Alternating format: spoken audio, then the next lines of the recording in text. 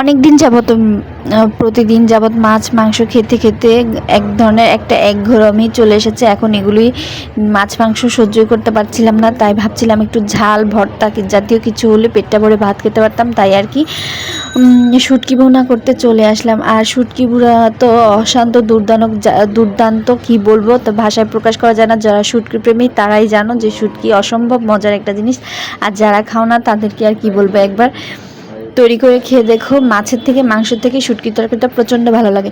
যাই হোক, এখানে আমি ছুরি শুটকি আর লইট্টে শুটকি নিয়েছিলাম। এটাকে পরিষ্কার করে গরম পানি দিয়ে ভালো করে কষলে কষলে ধুয়েছিলাম, কারণ শুটকির ভিতরে প্রচণ্ড বালু থাকে।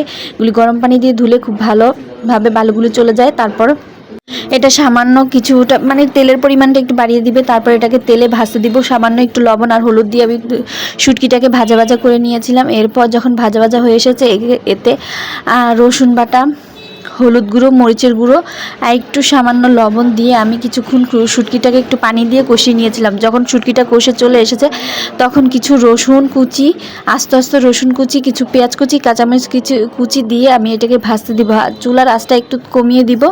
এই দেখো, আমার শুটকি রান্নাটা হয়ে গেছে। একদম পেঁয়াজও গোটা গোটা, শুটকিও গোটা গোটা। ভাতের সঙ্গে খেতে, গরম ভাতের সাথে অশান্ত দুর্দান্ত লাগবে। আর শুটকিটাও গোটা আছে, তাদের তাহলে যখন লাগবে সেই স্বাদ লাগবে।